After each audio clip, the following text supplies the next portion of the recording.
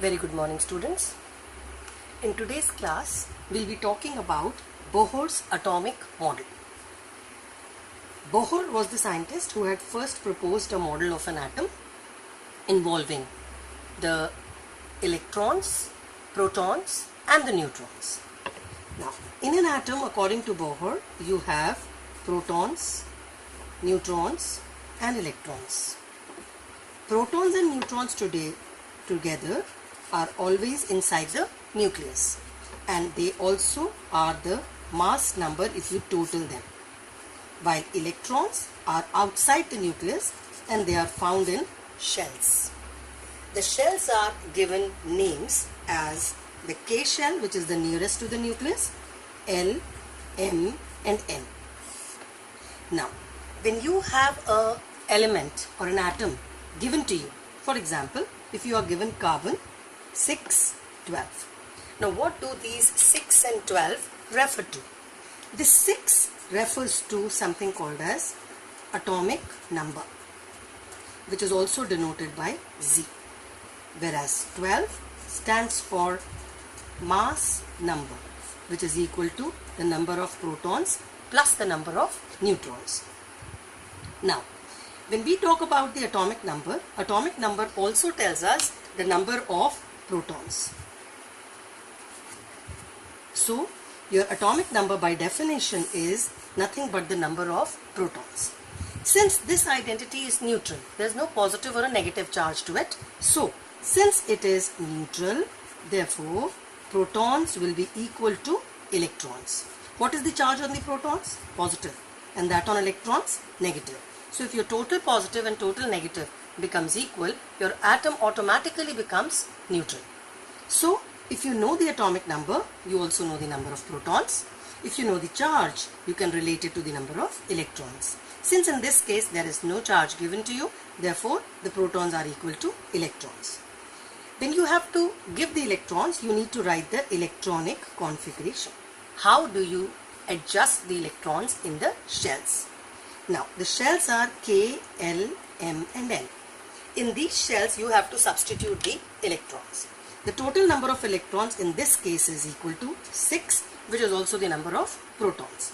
For your present atom, protons is equal to 6. Neutrons is also equal to 6 because the total number is 12. If the protons are 6, so neutrons are bound to be 6. So, protons are 6, neutrons are 6, and since it is neutral, your electrons are also 6. Coming back to the electronic configuration, the first shell, K shell, has the maximum capacity of 2 electrons. So, out of the total of 6 electrons, you will put 2 here. How many are you left with? 4 more to go.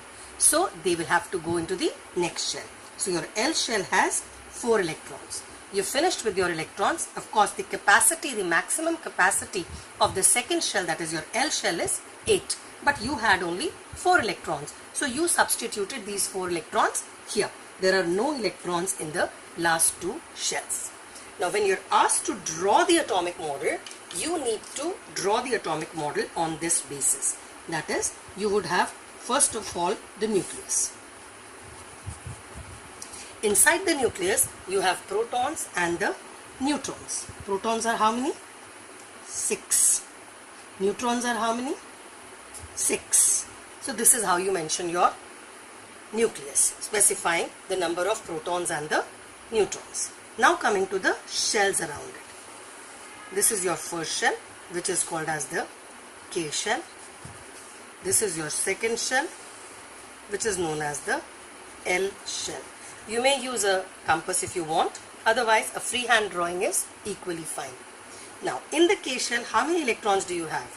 2 electrons to be adjusted. So you can mention it like this. 1 electron here, 1 electron here. It's not essential to mention it like this. You can put 2 electrons together also. You have 4 electrons in the second shell. So in the second shell, I have 1, 2, 3 and 4. This is how you draw the atomic model of an atom if you are knowing its atomic number and the mass number. So, according to Bohr, your mass number is the total number of identities inside the nucleus. So, you had 12, so protons were 12 and neutrons were also sorry, total was proton was 6 and neutron is also 6 because the total number is 12. It is not essential that they would always be same. For example, we'll take the next example now. The next example that I am taking is that of aluminium. Talking about aluminium, the second element that I am going to talk about, you have Al and I have written 30 and 27. If the symbol given to you is like this with 13 and 27 written around it, you know it that this is your atomic number, which is given by Z. It is also equal to the number of protons always.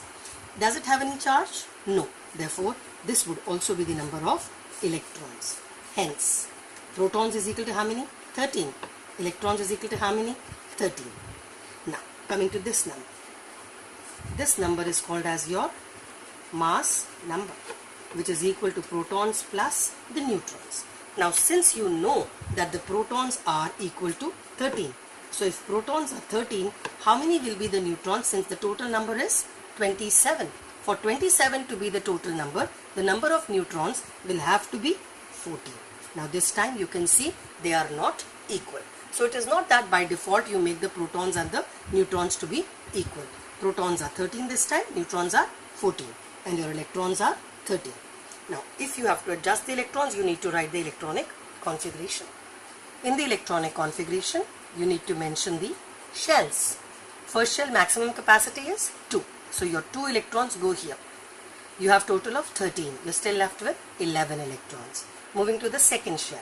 The second shell maximum capacity is 8. So, do you have those many? Yes, you do. So, you put 8 electrons here.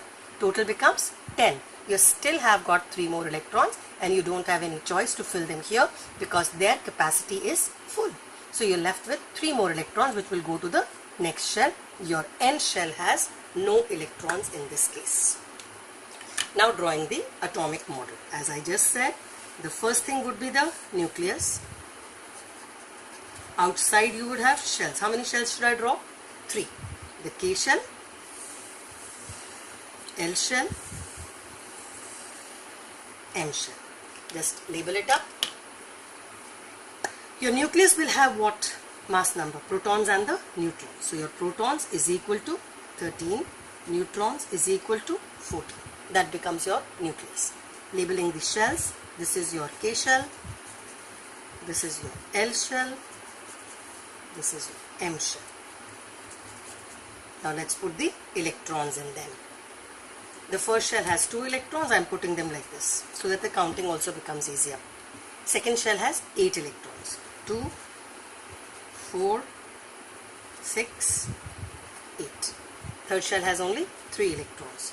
So 2 and you have 1, 3. This is how you would draw the structure for aluminium.